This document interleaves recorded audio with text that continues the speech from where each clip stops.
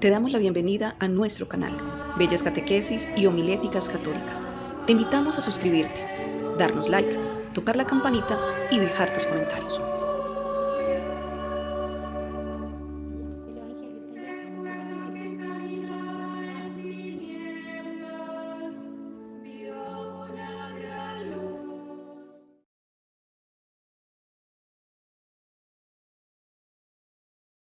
Buenos días, hermanos.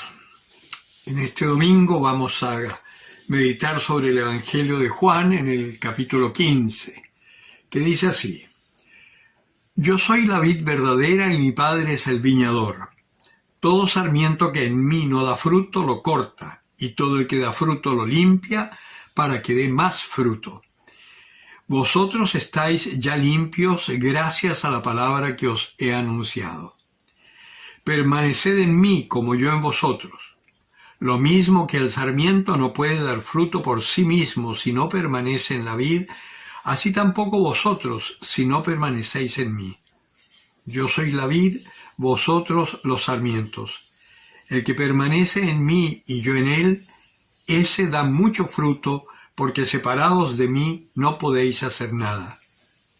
Si alguno no permanece en mí, es arrojado fuera como el sarmiento y se seca.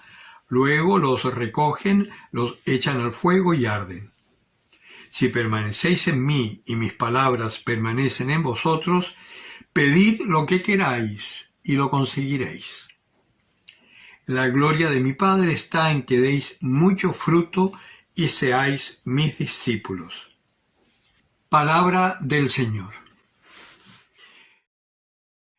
Acá con esta palabra puede haber una cierta confusión, sobre todo para los que conocen un poco el campo y conocen las vides.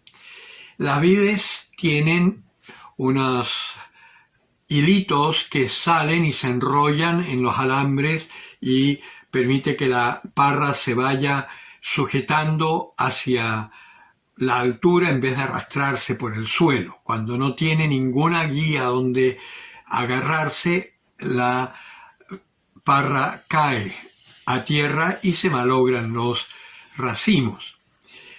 A eso nosotros llamamos sarmientos. Pero acá cuando habla en la escritura de sarmientos, está hablando de las ramas, está hablando de esas pequeñas ramas que salen del tronco principal y que es de donde aparecen los racimos después. Por eso está hablando de dar mucho fruto, porque lo que nosotros llamamos sarmiento, que son esos como cabellitos de ángel que se enrollan en los alambres, eso no da fruto, eso sirve solamente para sostener la parra. Y acá hay una cosa que es muy importante que nosotros tengamos claro.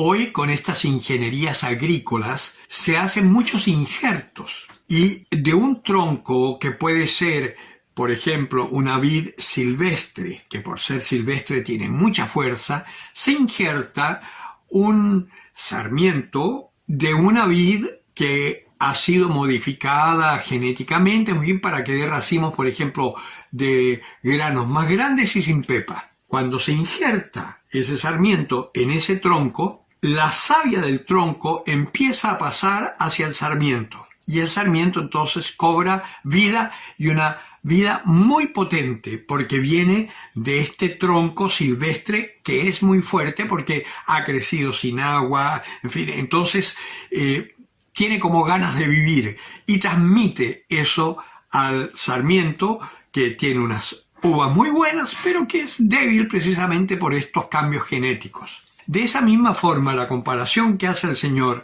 que dice, yo soy la vid y mi Padre el viñador. Ahí hay una primera cosa importante, porque quien tiene la batuta, por así decir, es el Padre, es Dios. Yo soy la vid, mi Padre el viñador y vosotros los sarmientos.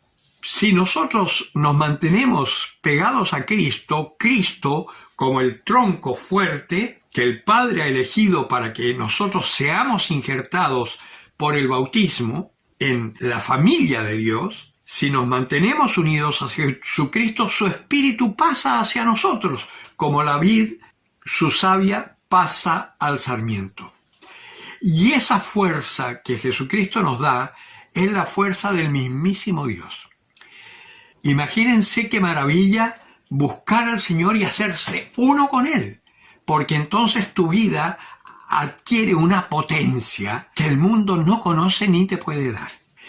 Por otra parte, dice que mi Padre es el viñador y a quien no da fruto lo corta y lo tira y se seca.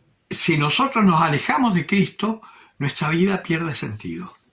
Por eso hay tanta gente tan amargada, tan resentida, tan violenta. Hoy, por ejemplo, los jóvenes están tan alejados de Dios, ven el mundo y hay pura frustración, porque es cierto, el mundo nunca te va a dar lo que tú anhelas.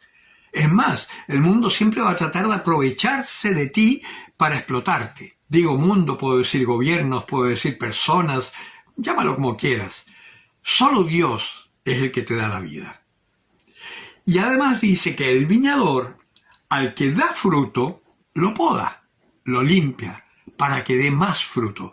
¿Qué es lo que pasa, por ejemplo, en las viñas? Que cuando ya los racimos están formados y maduros, lo primero que vienen es que empiezan a ralear las parras para que les llegue más sol a los racimos y así el racimo chupa agua, crece y después le cortan el agua para que endulce. Eso es lo que hace el Señor con nosotros. Mucha gente dice, ay, es que no vale la pena acercarse a Dios porque basta que uno se acerque a Dios para que te empiece a ir mal. No, no te empieza a ir mal. Lo que pasa es que el Señor empieza a podarnos, porque el Señor quiere que demos mucho fruto. Entonces, ¿y cómo nos poda?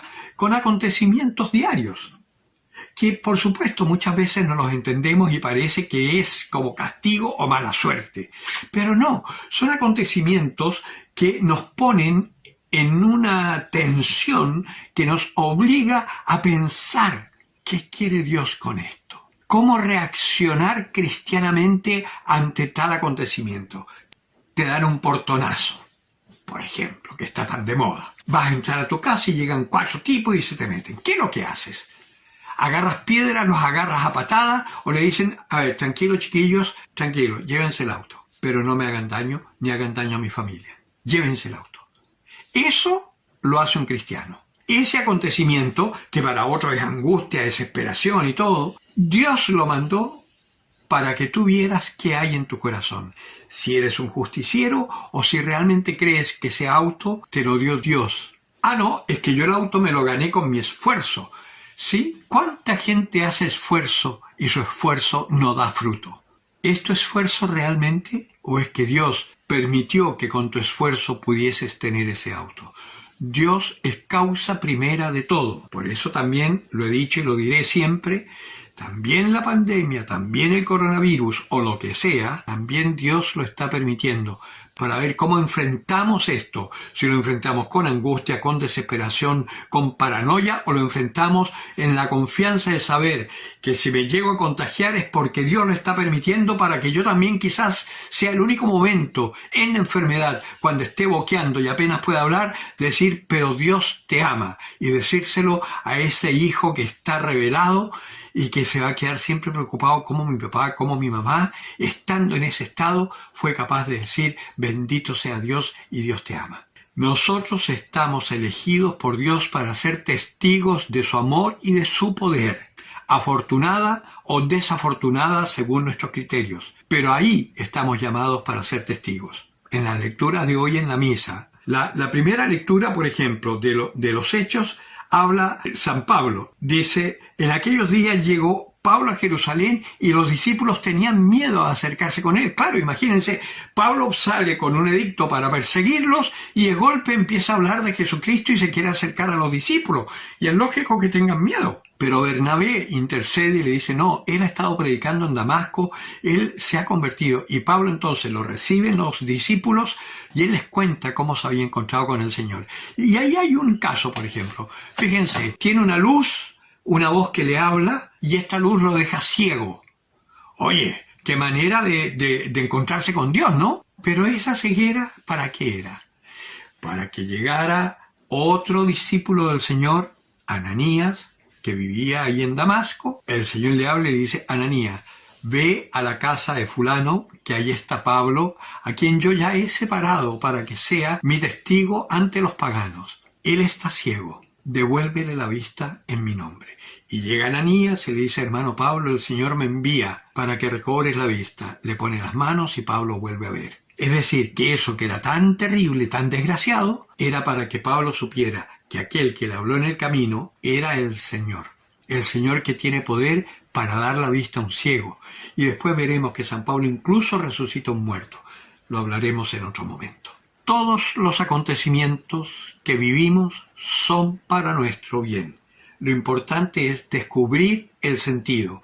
¿Y cómo hacerlo? Lo mejor es estar en oración, darnos 15 minutos diarios para sentarnos en un lugar tranquilo. Si tu casa está muy conmocionada, métete al baño 15 minutos y ahí te pones a rezar y le dices, Jesús, hijo de David, ten compasión de mí, como hacía el ciego de Jericó. Ilumíname, ¿qué tengo que hacer? Jesús, hijo de David, ten compasión de mí, ilumíname, ¿qué tengo que hacer? Así, 15 minutos, y verás que si no te responde de inmediato, puede que te esté haciendo la misma que al ciego de Jericó. Jesús, hijo de David, ten piedad de mí. Y Jesús seguía de largo. Y todos le decían, cállate, si el maestro ya pasó. Y él gritaba con más fuerza, porque el Señor puede que se haga el loco para ver hasta qué punto tú quieres que Él intervenga en tu vida. Pero yo te garantizo que tú lo haces un día, 2 días, lo que sea necesario, un día entero si es necesario, y el Señor te responderá. Y sabrás exactamente qué es lo que tienes que hacer para anunciar el amor del Señor a alguien que lo está necesitando y que eres tú a quien ha elegido Dios para que lleves esa buena noticia. El que tenga oídos para oír, que oiga. Te damos la bienvenida a nuestro canal, Bellas Catequesis y Homiléticas Católicas. Te invitamos a suscribirte, darnos like, tocar la campanita y dejar tus comentarios.